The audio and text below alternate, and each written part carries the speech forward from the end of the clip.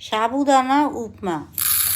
সাবুগুলো প্রথমে খুব ভালো করে জল দিয়ে ধুয়ে নিতে হবে, যতক্ষণ না সাদা জল বেরোচ্ছে ততক্ষণ এটা ধুতে হবে।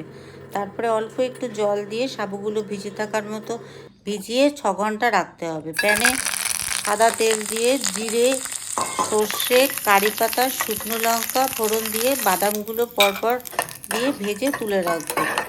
বাদামগুলো ভেজে তুলে এবার সবজিগুলো দিতে থাকলাম, দিয়ে সবজিগুলো দেওয়ার পর নুন দিলাম, নুন দিয়ে ঢেকে দিলাম।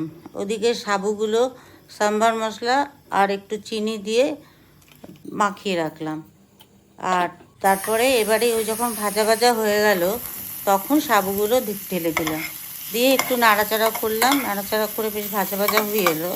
ভাজা ভাজা হওয়ার পর অল্প একটু জল দিয়ে ঢাকা দিয়ে দিলাম। ঢাকাটা খুলে দেখলাম যে এবার সাবুটা সেদ্ধ হয়ে গেছে। দিয়ে ভালো করে নাড়িয়ে ভাজা বাদাম, কারি পাতা এগুলো ছড়িয়ে দিলাম, ছড়িয়ে দিয়ে পরিবেশন করলাম আজকে সাবুর উপমা।